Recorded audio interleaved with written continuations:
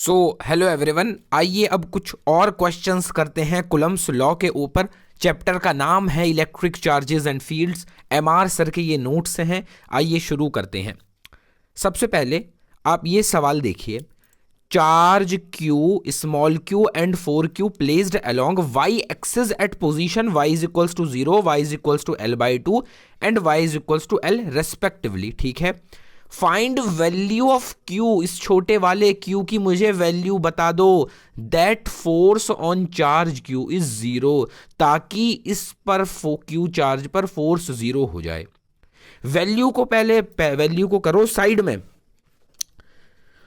पहले दिमाग लगाओ यार, इसका नेचर कैसा होना चाहिए। ये सवाल मुझसे कहता है कि आपको Q के ऊपर फोर्स 0 करना है। अब अगर मुझे इस पर फोर्स 0 करना है तो इस चार्ज का नेचर कैसा होना चाहिए। देखो, इस चार्ज का नेचर तो मुझे पता है कि ये Q का ही 4 गुना है, यानी कि ये पॉजिटिव नेचर है इसका, क्योंकि ये पॉजिटिव है, ये भी पॉजिटिव है। ठीक है, यानी कि ये इसको धक्का मार रहा होगा, इस चार्ज को ये वाला चार्ज धक्का मार रहा होगा, इधर रिपेल कर रहा होगा। बिल्कुल सही बात है। अब अगर ये भी पॉजिटिव चार्ज हुआ, इसका नेचर भी पॉजिटिव हुआ, तो ये भी धक्का मारेगा, नेट फोर्स कभी 0 हो ही नहीं पाएगा।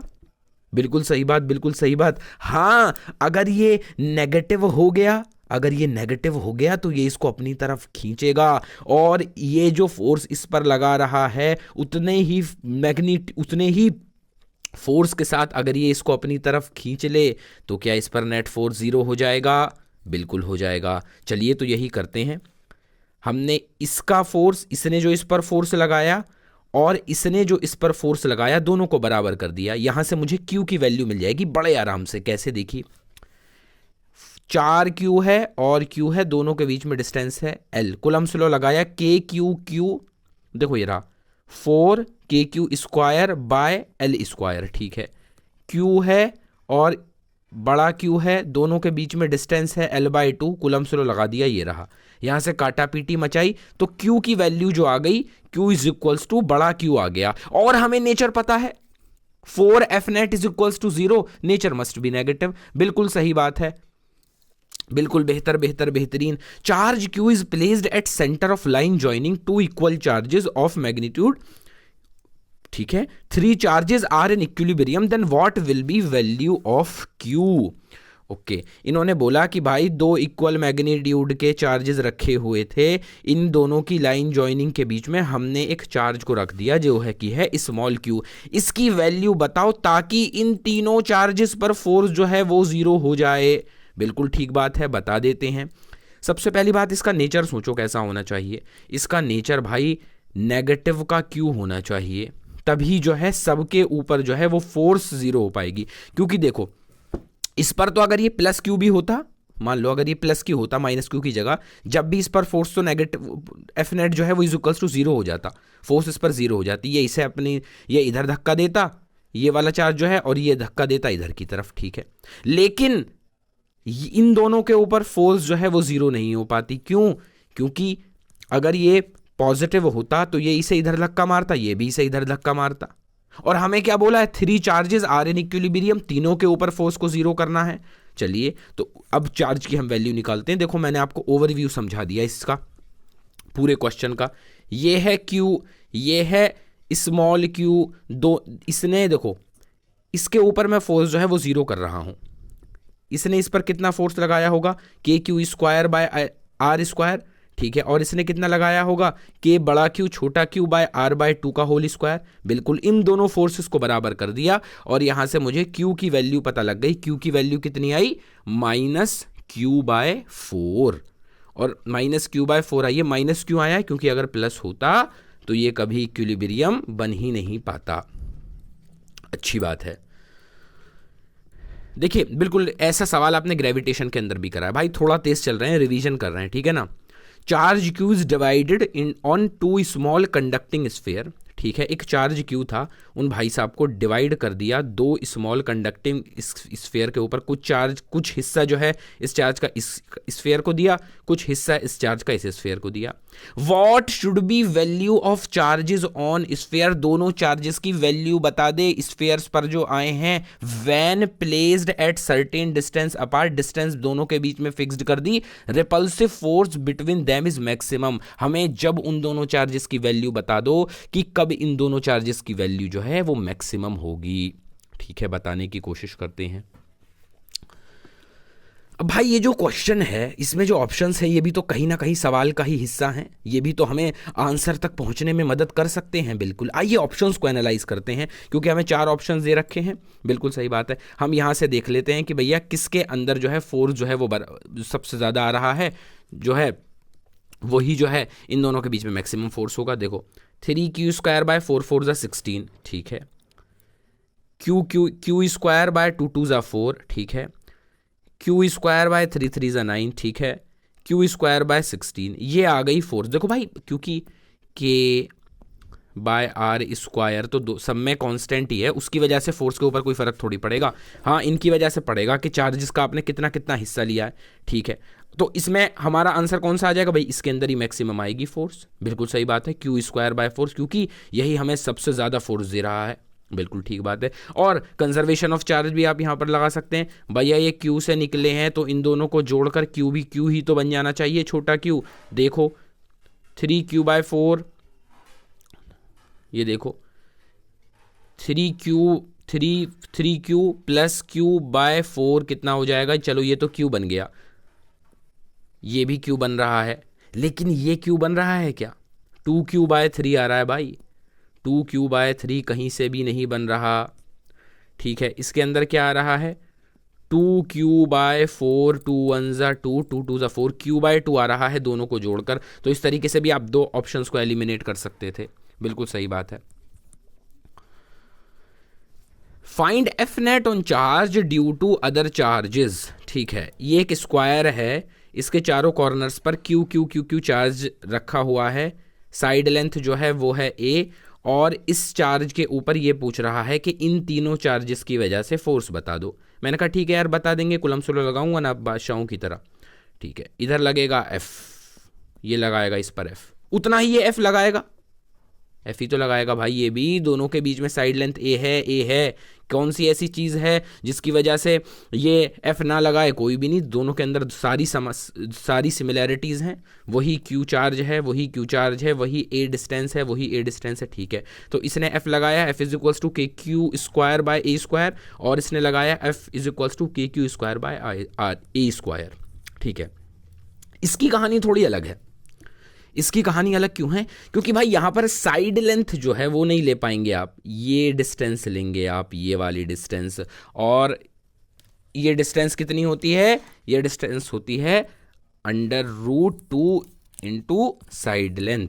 कितनी होती है, √2 इंटू साइड लेंथ। ठीक है, साइड लेंथ कितनी है, ए है। ठीक है, तो अब ये इस पर कितनी फोर्स लगाएगा, ये इस पर कितनी फोर्स लगाएगा, के Q square by √2a square, यानी कि के Q square by 2a square. मानते हो कि नहीं मानते, बिल्कुल ठीक बात है। अब इसने लगाया इधर f, इसने लगाया इधर f, कोई भी ऐसे दो वेक्टर्स जिनका मैग्नीट्यूड सेम है उनका और उनके बीच में 90 डिग्री का एंगल है, उनका रिजल्टेंट कितना हो जाता है, √2f हो जाएगा। बिल्कुल ठीक बात है, इधर है एक √2f और प्लस में क्या है, के Q square by 2a square. ठीक है, मैंने √2f को भी खोल कर लिख लिया, √KQ square by a square plus KQ square bye 2a square. ठीक है, KQ square by a square को कॉमन निकाल लिया और ये कितना आ गया, √2 प्लस 1/2। इसको दिमाग में बैठाइए, अभी इसका आगे भी इस्तेमाल करूँगा, और जब इस्तेमाल करूँगा ना तो पीछे लेकर आऊँगा और दिखाऊँगा कि हाँ भाई ये देखो हमने निकाला था, तब आपको याद आ जाएगा। चलिए ठीक बात है। दूसरा देखिए भाई, ये एक ट्रायंगल था, इक्विलेटरल ट्रायंगल था, इसके बीच में जो है हमने एक क्या रख दिया, चार्ज रख दिया। बिल्कुल ठीक बात है, आपने इसके बीच में क्या रखा है, एक चार्ज रखा है। बिल्कुल ठीक बात है। तो अब आप ये बता दीजिए मुझे कि इसके ऊपर नेट फोर्स कितना लग रहा होगा इन तीनों चार्जेस की वजह से। ठीक है, बताने की कोशिश करते हैं। ओके ओके, ये तीनों चार्जेस इस पर कितना फोर्स लगा रहे होंगे, एफ फोर्स लगा रहे होंगे। एफ इज इक्वल्स टू के क्यू बाय एल स्क्वायर, और एफ की वैल्यू क्या होगी, के Q Q by L square. ठीक है, अब इसका एफ बी डी बनाओ। ये चार्ज इस पर इधर फोर्स लगा रहा है एफ, इधर देखो एफ फोर्स लगा रहा है। ये चार्ज इस पर नीचे की तरफ फोर्स लगा रहा है एफ, देखो एफ फोर्स लगा रहा है। ये चार्ज इस पर इधर की तरफ फोर्स लगा रहा है एफ, देखो एफ फोर्स लगा रहा है। इन तीनों के बीच में 120 डिग्री का एंगल है, बिल्कुल सही बात है, 120 डिग्री का एंगल है नहीं है, बिल्कुल है। अब मान लो कोई भी दो ऐसे वेक्टर्स जिनका मैग्नीट्यूड सेम है, दोनों के बीच में 120 डिग्री का एंगल है, तो उनका जो रिजल्टेंट होता है वो कितना हो जाता है, एफ टाइम्स हो जाएगा। बिल्कुल ठीक बात है। अब मान लो कि ये इधर एफ आ गया, ठीक है, इन दोनों का मैग्नीट्यूड, और इधर की तरफ नीचे भी एफ है इसको काटने के लिए, तो यानी कि एफ नेट जो है वो 0 हो गया। बिल्कुल सही बात। किसी भी तरीके से देख लो, इधर देख लो, ये है, ये दोनों हैं, इसका इधर आया, ये इसने इसे इधर की तरफ काट दिया, बिल्कुल सही बात है। तो हमें यहाँ से एक पॉइंट लर्न करना है, और ये पॉइंट जो है वो आपको हमेशा याद रखना है। वो पॉइंट क्या है, वो पॉइंट टू लर्न ये है कि force on charges placed at centre of symmetric polygon. क्या ये सिमेट्रिक पॉलीगन है, बिल्कुल है। क्या ये चार्ज सेंटर पर रखा हुआ है, बिल्कुल है। दोबारा चलो, force on charge placed at centre of symmetric polygon will be 0 हो जाएगा। कब, if nature of charges placed at every corner of polygon is same. क्या यहां पर हर चार्ज जो कि कॉर्नर पर रखा हुआ है उसका नेचर सेम है, बिल्कुल है। तो इसने ये बोला कि कोई भी सिमेट्रिक पॉलीगन के सेंटर पर रखा हुआ चार्ज पर लगने वाला नेट फोर्स 0 हो जाएगा तब जब उस सिमेट्रिक पॉलीगन के हर कॉर्नर पर सेम नेचर का और सेम मैग्नीट्यूड का चार्ज रखा हुआ हो। बिल्कुल ठीक बात है। देखिए अब इसका एप्लीकेशन देखिए, बोला से इस एफ जो है क्यू के ऊपर नेट फोर्स बता दो। मैंने फौरन दिमाग में पॉइंट एक याद आ गया मुझे, अभी मैंने एक पॉइंट याद करा है। क्या पॉइंट याद करा है, मुझे याद है कि सिमेट्रिक पॉलीगन के सेंटर पर रखे हुए चार्ज पर नेट फोर्स 0 होता है तब जब हर कॉर्नर पर रखा हुआ चार्ज का नेचर और मैग्नीट्यूड सेम हो, तो इस पर एफ नेट 0 हो जाएगा। इसकी भी यही कहानी है भाई, मैं कह रहा हूं तू 4 क्यों है, इस पर 50,000 कूलम का चार्ज रख दो तब भी 0 हो जाएगा एफ नेट। क्यों, क्योंकि ये सेंटर पर रखा हुआ है, सिमेट्रिक पॉलीगन है, हर कॉर्नर पर चार्ज प्रेजेंट है, सेम नेचर का है, सेम मैग्नीट्यूड का है। यहाँ पर भी एफ नेट 0, चाहे हेक्सागन ले आओ, पेंटागन ले आओ, ऑक्टागन ले आओ, कुछ भी ले आओ, सब पर क्या हो जाएगा, 0 हो जाएगा। देख लो एक बार, चलो find net force on Q. मेरे दिमाग में आया, अरे अभी तो पॉइंट याद कर आया, उस पर भी 0 बोल देता हूँ। अरे मेरे भाई तू देख तो ले यार, तूने इस फिगर को देखा नहीं और तू बिना फिगर को देखे बोल रहा है F net is equals to 0। भाई यहां पर चारों कॉर्नर पर चार्ज नहीं है, यहां पर सिर्फ और सिर्फ 3 कॉर्नर पर चार्ज है। मैंने बोला था every corner of symmetric polygon पर चार्ज होना चाहिए सेम नेचर सेम मैग्नीट्यूड का, तब सेंटर पर रखे हुए चार्ज पर नेट फोर्स जो है वो 0 होगा। क्या यहां पर हर कॉर्नर पर चार्ज है, नहीं, इसका मतलब कहानी बदल गई। अब देखो, अब मजा आएगा। इसने इसे इधर धक्का मारा, ठीक है, एफ फोर्स के साथ, इसने इधर उतने ही फोर्स से इधर धक्का मारा होगा, बिल्कुल ठीक बात है, दोनों कट गए। लेकिन ये भाई जब ने इसे जब धक्का मारा तो इधर इसे कोई रोकने वाला नहीं था इस पर, यानी कि नेट फोर्स कुछ ना कुछ आएगा। कितना आएगा, एफ इज इक्वल्स टू, भाई ये देखो ये डिस्टेंस होती है कितनी, √2 into side length. Side length क्या है, एल, ठीक है। अब मैं इसे 2 से डिवाइड करूंगा क्योंकि ये आधी डिस्टेंस है, तो √2/2 क्या हो जाएगा, L/√2, ठीक है। तो डिस्टेंस पता लग गई, कूलम्ब्स लॉ लगा देता हूं, KQ बाय L/√2 का होल स्क्वायर, तो कितना आ गया 2KQQ बाय L स्क्वायर, ठीक है। सवाल देखिए, find net force on Q, ठीक है भाई, नेट फोर्स बतानी है Q के ऊपर। ओके ओके ओके, दिमाग में आया यार 0 ना बोल दूं, मैंने कहा भाई 0 नहीं बोल सकता, वजह सेम नेचर के चार्ज होने चाहिए यार। यहाँ तो -Q आ गया, और यहाँ पर मैग्नीट्यूड भी सेम नहीं है, इधर 2 कूलम, इधर 2Q है, इधर 4Q है, ठीक है नहीं बोल सकते। चलो तो आओ अपना वेक्टोरिकली एनालाइज कर लेंगे इस पर, ठीक है। इसने इधर लगाया होगा 2F, ठीक है, इसने इधर धक्का मारा होगा 2F से, इसने इधर धक्का मारा होगा 4F से। बिल्कुल ठीक बात है, इधर इसने 4F से धक्का मारा, इसने इधर 2F से धक्का मारा। 4F माइनस 2F तो कितना आ गया, इधर नेट फोर्स इधर की तरफ आ गया 2F। ठीक है, इधर ये भाई साहब धक्का मार रहे हैं क्योंकि दोनों का नेचर अलग है, और ये भाई साहब इसको अट्रैक्ट कर रहे हैं क्योंकि दोनों का नेचर जो है वो डिफरेंट है। ये धक्का मार रहा है इस पर क्योंकि इन दोनों का नेचर सेम है, और ये इसको अपनी तरफ खींच रहा है क्योंकि इन दोनों का नेचर डिफरेंट है। यानी इस पर कितना फोर्स लग रहा है 2F। इधर लग रहा है 2F, इधर लग रहा है 2F। दोनों के बीच में कितने डिग्री का एंगल, 90 डिग्री का एंगल कितना हो जाएगा, √2 × 2F। और यहाँ से हमें फोर्स की वैल्यू मिल जाएगी, देख लीजिए। Okay okay okay. 5 point charges each of value plus q are placed on 5 vertices of regular hexagon of side L। ठीक है, ये साइड L है, ये साइड L है भाई, L ये लिख लेना। ठीक है, साइड L है, ये रहा देखो। ठीक है, magnitude of force on a point charge of value -q coulomb placed at centre of hexagon. ठीक है, इसने बोला भाई मैग्नीट्यूड बता दो उस फोर्स का जो कि बीच में रखे हुए -q चार्ज पर लगेगी। ठीक है, 5 कोनों पर चार्ज है भाई इसके। इस कोने पर चार्ज है, एक सेकंड, इस कोने पर चार्ज है, यहाँ चार्ज है, यहाँ चार्ज है, यहाँ चार्ज है, यहाँ चार्ज है। ध्यान दीजिएगा, यहाँ पर चार्ज नहीं है, ना ना ना ना ना ना, यहाँ पर चार्ज नहीं है। ठीक है, ओके। तो देखो यहाँ पर हम ये एज्यूम कर लेंगे कि इस पर है नहीं, देखो, लेकिन मैं एज्यूम कर रहा हूँ कि इस पर +q चार्ज भी है और -q चार्ज भी है। अब देखो +q की वजह से मान लो कि पहले हम +q को ले लें, तो देखो हर कॉर्नर के ऊपर सेम नेचर का चार्ज है। ठीक है, हर कॉर्नर के ऊपर सेम नेचर का चार्ज है, तो सेंटर पर रखे हुए चार्ज के ऊपर फोर्स 0 हो गया। ठीक है, +q की वजह से तो फोर्स 0 हो गया। इसको हम सब्स्टिट्यूशन मेथड भी बोलते हैं। अब लेकिन अगर मैं -q को रखूं, -q को रखूंगा तो ये इसको क्या करेगा, अपनी तरफ अट्रैक्ट करेगा। और देखो सेंटर से हर कॉर्नर की जो दूरी होती है वो साइड लेंथ के बराबर होती है, यानी कि क्या होगी, L ही होगी। ठीक है, तो F कितना आ जाएगा, KQ² या फिर 1/4πε0 Q/L का होल स्क्वायर। ठीक है, ये सवाल है भयंकर। Okay, a rod of length L की एक रॉड है and linear charge density lambda is placed along x axis पर रखी हुई है, and a point charge Q placed at distance A from one end, एक एंड से A डिस्टेंस के ऊपर एक पॉइंट चार्ज Q रखा हुआ है। Then find force on rod due to this point charge. तो इस रॉड की वजह से इसके ऊपर फोर्स बता दो कितनी लगेगी।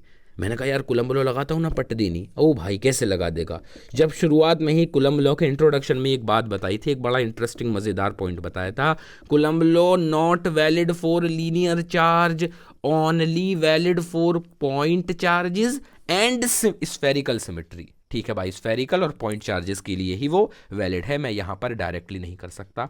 फिर अब मुझे क्या करना पड़ेगा, एक बहुत ही छोटा सा हिस्सा काट लेता हूँ dx। ये तो पॉइंट चार्ज की तरह एक्ट करेगा ना, हाँ, इसकी वजह से तो इस पर फोर्स लिख सकता हूँ, बिल्कुल लिख सकता हूँ। ठीक है, निकाल लेते हैं जी। लैम्डा क्या दे रखा है, लैम्डा दे रखी है इसकी लीनियर चार्ज डेंसिटी dq/dl। ठीक है, मैंने क्या करा, x बहुत ही छोटा सा जो है वो हिस्सा काट लिया है। ठीक है, तो dq चार्ज के ऊपर, dq पर कितना चार्ज होगा, लैम्डा × dx होगा ना भाई लीनियर चार्ज डेंसिटी पता है ना, हाँ, तो कितना होगा, dq पर कितना चार्ज होगा, लैम्डा × dx चार्ज होगा, क्योंकि मैंने छोटा सा हिस्सा काटा है dx। ठीक है, इसे इक्वेशन नंबर 1 मान लो। उसके बाद अब फोर्स लिख लो। फोर्स क्या लिखोगे, KQ dq/x²। यहाँ से dq की वैल्यू पुट कर देना, इंटीग्रेशन कर लेना। देख लो भाई इंटीग्रेशन को, बस यही बात याद रख लो, ये फॉर्मूला है, इसको याद कर लो। F = KQ λL/A × A+L, और यहाँ पर A क्या है, किसी एक पॉइंट से उस पॉइंट चार्ज की दूरी है। ठीक है, ये बात ध्यान रखना, इसको बस एक बार देख लो और इस पॉइंट को याद रख लेना। देखो मैंने हाईलाइट कर दिया है। अब बात करते हैं इलेक्ट्रोस्टैटिक इक्विलिब्रियम के बारे में। दो चार्जेस का सिस्टम है, एक चार्ज इधर रखा हुआ है, एक चार्ज इधर रखा हुआ है। अब इनके बीच में एक तीसरा चार्ज लेकर आओ और उसके ऊपर नेट फोर्स को जीरो कर दो, उसकी दूरी बता दो किसी एक चार्ज से। ये होता है इलेक्ट्रोस्टैटिक इक्विलिब्रियम का फंडा। ठीक है, ये इलेक्ट्रोस्टैटिक इक्विलिब्रियम का फंडा है। अब हमें तीसरा चार्ज लेकर आना है, उससे पहले ये समझो ये है Q1 और इसकी वैल्यू कितनी है Q, ये है Q2 ये जो है, और इसकी वैल्यू कितनी है NQ। ये Q से n गुना बड़ा है। ठीक है, अब मैं यहां से इन दोनों का रेशो निकाल लेता हूं, बड़ा चार्ज बड़ा Q डिवाइडेड बाय छोटा Q कर लेता हूं, तो मुझे यहां से n पता चल गया। n क्या है, n रेशो है, n रेशो है। ठीक है ना, बड़ा चार्ज डिवाइडेड बाय छोटा चार्ज है n। इसका मतलब ये है कि अगर छोटा चार्ज छोटे चार्ज से बड़ा चार्ज जो है वो कितना गुना बड़ा है वो दिखा रहा है n। ठीक है, अब मैंने जो है एक चार्ज को लेकर गया, स्मॉल q को इन दोनों के बीच में रखा। मैंने फॉर एग्जांपल मान लो कि ये जो q चार्ज है, छोटा वाला चार्ज है, छोटे मैग्नीट्यूड का चार्ज है, उससे x डिस्टेंस पर मैंने उस तीसरे चार्ज को रख दिया। ठीक है, उससे x डिस्टेंस पर तीसरे चार्ज को रख दिया। अब ये इस पर F1 लगाएगा, ये इसे धक्का मारेगा। देखो ये इसे जो है धक्का मारेगा इधर की तरफ F1 से, ये इसे इधर की तरफ धक्का मारेगा F2 से।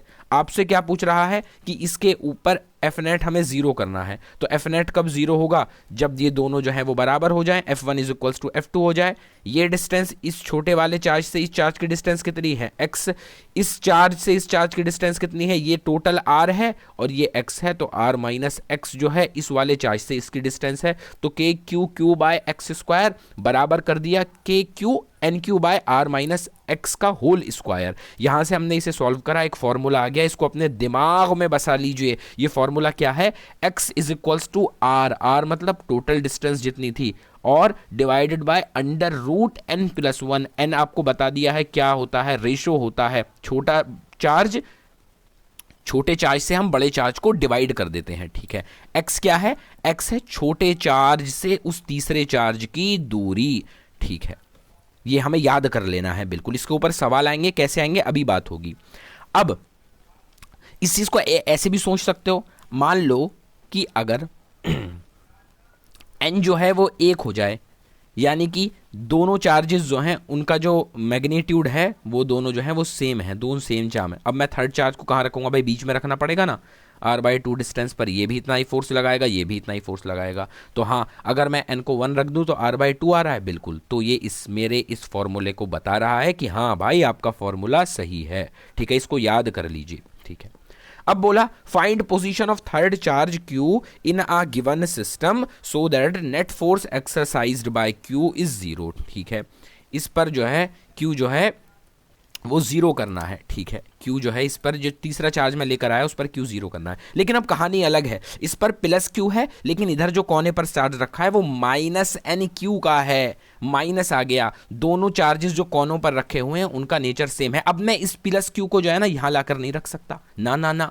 यहाँ प्लस Q को नहीं रख सकता। ये इधर खींचेगा अपनी तरफ, ये भी बोलेगा इधर ही जा, कभी भी नेट फोर्स 0 नहीं हो पाएगा। इसलिए मैंने तरकीब लगाई, मैंने बोला प्लस Q से x डिस्टेंस पर रखता हूं, छोटे वाले चार्ज से x दूरी पर लेफ्ट साइड में रखकर देखता हूं। बिल्कुल सही बात है, ये इसे इधर भगाना चाहेगा, बिल्कुल ये पास बुलाना चाहेगा। दोनों फोर्सेस को अगर मैंने बराबर कर दिया तो मुझे पता लग जाएगा कि जो x है उसकी वैल्यू क्या होगी। ठीक है, मैंने ऐसे ही करा, कूलम्ब्स लॉ लगाया, दोनों फोर्सेस को बराबर किया, तो x मुझे यहां से पता चल गया, x is equals to r बटा अंडर रूट माइनस 1। अब यहां पर ध्यान दीजिए, x is equals to r बटा अंडर रूट n प्लस 1 कब होगा, जब दोनों कॉर्नर पर रखे हुए चार्जेस का नेचर कैसा होगा, नेचर कैसा होगा, सेम होगा। लेकिन x is equals to r बटा अंडर रूट n माइनस 1 तब लगेगा जब दोनों किनारों पर रखे हुए चार्जेस के का जो नेचर है वो डिफरेंट होगा।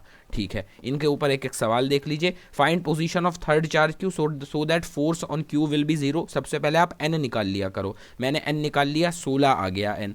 छोटे वाले चार्ज से दूरी निकालनी है, छोटे वाले चार्ज से दूरी निकालेंगे तो क्या होगा, x is equals to 10 metre, total distance 10 है, अंडर रूट 16 प्लस 1, तो ये कितना आ जाएगा 16 अंडर रूट 16 कितना हो जाएगा 4, 4 4 16 होता है। ठीक है, 10 मीटर बटा 4 प्लस 1 5, तो प्लस Q से है, देखो ये x आ गया, ये x आ गया कितना हमारा 2 मीटर, यानी इस छोटे वाले चार्ज से ये 2 मीटर की दूरी पर आपको रखना पड़ेगा। और अगर आपसे ये पूछने लगे बड़े वाले चार्ज से बताओ, तो भैया x निकाल कर टोटल डिस्टेंस में से x को माइनस कर दो, तो ये कितना आ गया 8 मीटर। अगर ये पूछने लगे 16Q वाले से बताओ, ले भाई 8 मीटर आ गया।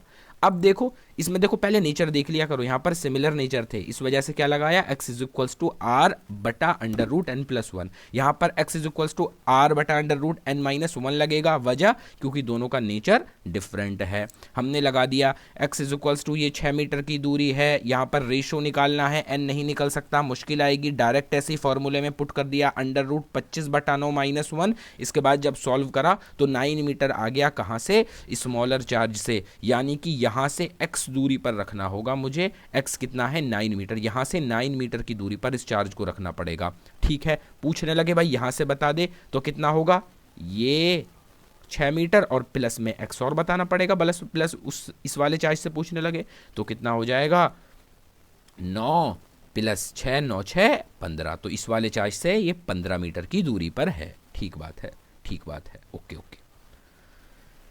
4 identical charge Q placed at centre of square, centre of square पर Q placed at centre of square, then find value of fifth charge which, अच्छा कॉर्नर है भाई, भाई ये कॉर्नर है, इसे कॉर्नर कर लो यार, 1 मिनट रुको, ये तो ब्लेंडर करवाएगा, ये तो मेरे को फंसवा देगा भाई, बच्चे बोलेंगे आप बोलोगे, ओ भाई ये कॉर्नर है, समझ जाना, ठीक है, ये कॉर्नर लिखा हुआ है। 4 identical charge Q placed eight corner of square, plus Q जो है कॉर्नर ऑफ स्क्वायर पर रखे हुए हैं, value of fifth charge which is at centre of square so that net force on system is zero. हर एक के ऊपर हमें फोर्स जो है वो जीरो करना है, तो सेंटर पर रखे हुए चार्ज की वैल्यू बता दो कितनी होनी चाहिए, ताकि हर जो चार्ज रखा हुआ है उसके ऊपर नेट फोर्स जो है जीरो हो जाए, यानी कि फोर्स ऑन एवरी चार्ज जो है वो जीरो हो जाए। आइए पहले ये सोचो इसका नेचर कैसा होना चाहिए, पहले इस पर दिमाग लगाओ। अगर मुझे मान लो इस पर मुझे नेट फोर्स जीरो करना है, किसी भी चार्ज को उठा लो सब पर नेट फोर्स जीरो होना चाहिए, तो प्लस Q चार्ज पर मुझे नेट फोर्स जीरो करना है। ये इधर धक्का मार रहा होगा, ये इधर धक्का मार रहा होगा, ये इधर धक्का मार रहा होगा, इसकी वैल्यू मुझे पता है कितनी आती थी फोर्स की, KQ square by A square under root 2 plus 1/2। मैंने बोला था आपको स्लाइड में वापस लेकर आऊँगा एक चीज़ बताने के लिए, देखो वो चीज़ ये थी, उस जिसके बारे में मैं बात कर रहा था ना, वो चीज़ ये थी, देखो ये निकाल चुके हैं हम फोर्स कितना आता है, तो इसलिए मैंने डायरेक्ट पुट कर दिया। अब आप ये मत बोलना कि भाई निकाल कर भी बताइए ना कि कैसे निकला, भाई ये पहले ही डायरेक्टली सॉल्व हो चुका है, ठीक है, अलग क्वेश्चन था, ठीक है, इतना आता था, ठीक है।